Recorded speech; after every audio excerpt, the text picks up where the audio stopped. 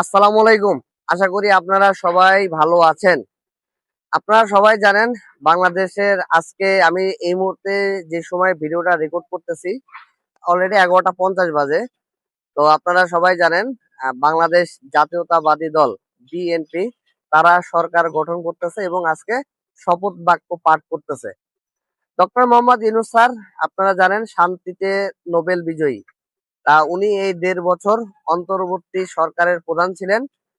উনি কিভাবে দেশ চালিয়েছেন না চালিয়েছেন এটা আপনারা সবাই জানেন। গতকালকে উনি যে বিদায় নিচ্ছে, তো বিদায়ের ভাষণের ভিতরে উনি কিছু কথা বলেছেন। আমি দুই একটা কথা জাস্ট আমি আপনাদেরকে বলি।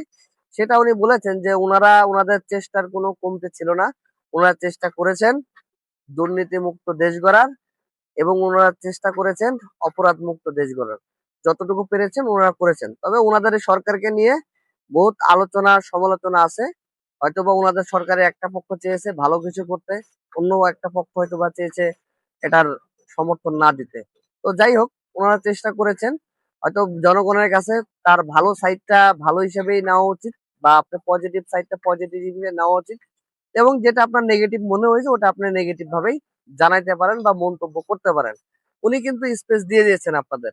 আপনারা নিশ্চয় জানেন যে উনি সরকার প্রধান হওয়ার পরেই কিন্তু বলেছেন যে আমাদের ভুল ত্রুটি হলে আপনারা একটু ধরিয়ে দিবেন। তো তাদের অনেক কিছু ভুল ত্রুটি হয়েছে তাদের কাজকর্মের মধ্যে।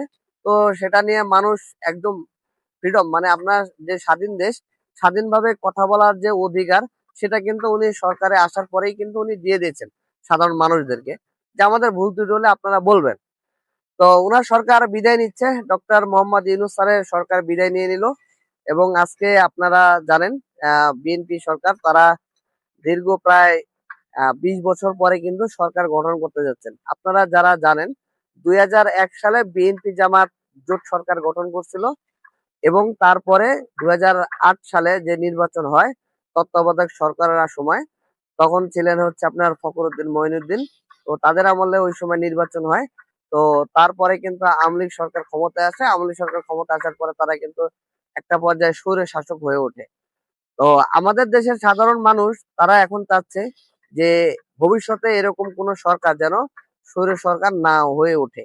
এবং আরেকটা কথা কিন্তু স্পষ্ট যেটা বিএনপিও বলেছে বা বিএনপি যিনি চেয়ারম্যান আছেন জনাব তারেক রহমান সাহেব উনিও কিন্তু একটা কথা বলেছেন যে একজন প্রধানমন্ত্রী টানা 2বারের বেশি না। এই কথাটা কিন্তু উনিই বলেছেন এবং সাধারণ মানুষও চায় যে একজন ব্যক্তি টানা 2বারের বেশি যেন প্রধানমন্ত্রী না হয়। যখন সে 2বারের বেশি 3বার বা 4বার হবে তখনই কিন্তু তার ভিতরে ওই স্বৈরাচারের যে আচার আচরণ সেটা কিন্তু কাজ করে।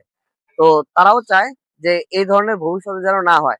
আপনারা জানেন 5ই আগস্ট বা জুলাই আগস্ট 2024-এর যে গণ অভ্যুত্থান হয় সেই গণ অভ্যুত্থানে কিন্তু স্বৈর সরকার ফ্যাসিস্ট সরকার খুনি শেখ হাসিনা তার সরকারে কিন্তু পতন হয়। তো পতনটা কিন্তু মানুষ আগে থেকে আন্দাজ করতে পারছিল যে এই স্বৈর সরকার কিন্তু বেশি দিন রাষ্ট্র ক্ষমতায় থাকতে পারবে না। আপনারা জানেন ওই সময় আমাদের হাজার হাজার শত শত আমাদের ছাত্র ভাই যারা তারা কিন্তু নিজের বুকের রক্ত দিয়ে কিন্তু দেশটাকে পুনরায় আবার উদ্ধার করছে একটা স্বৈর সরকারের হাত থেকে। তো তাদের কথা যদি আপনারা ভুলে যান আমি মনে করি এটা উচিত হবে না। তারা সারা জীবন এই পৃথিবী যতদিন থাকবে যে সমস্ত ছাত্র ভাইয়েরা আমাদের তাদের রক্ত ঢেলে দিছে রাস্তায় তাদের কথা আমরা সবসময় স্মরণ রাখবো। কারণ তারা শহীদ। শহীদরা কখনো মারা যায় না। শহীদরা সবসময় থাকে মানুষের অন্তরে, মানুষের কলিজায়। অতএব যেমন যদি আমি বলি শুরুটা বলি যে আবু সাইদ, এরপরে যদি বলি মুগ্ধ, তাদের কথা কিন্তু আমাদের দেশের মানুষ ভুলে গেলে চলবে না।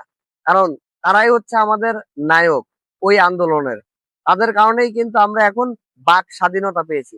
তাদের কারণেই কিন্তু আজকে আমি আপনি স্বাধীনভাবে সোশ্যাল মিডিয়ায় কথা বলতে পারতেছি। কিন্তু আগে কিন্তু স্বৈর সরকারের সময় আমি আপনি কিন্তু স্বাধীনভাবে কথা বলতে পারি নাই। তো তাদেরকে ভুলে গেলে চলবে না। এবং যে সমস্ত আহত ভাই যারা আছে আমাদের ছাত্র ভাইরা যারা আছে ওই সময় বৈষম্য বিরোধী আন্দোলনের যে সমস্ত ছাত্র ভাই যারা কেউ হাত হারিয়েছে, কেউ পা হারিয়েছে, কেউ চোখ হারিয়েছে এবং অনেকে বিকলাঙ্গ হয়ে গেছেন, তাদের কথা আপনারা ভুলে যাবেন না। মন থেকে তাদের জন্য দোয়া করবেন। এখন বিএনপি সরকার গঠন করতে যাচ্ছে প্রায় 21 বছর পরে, 20-21 বছর পরে। 2006 সালে তারা ক্ষমতা হস্তান্তর করছিল ওই সময়।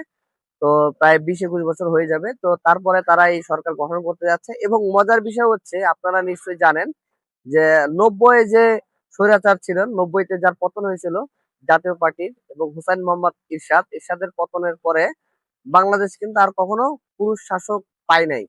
তো প্রায় দীর্ঘ 35 বছর পর আবার কিন্তু বাংলাদেশ পুরুষ শাসক পাচ্ছে।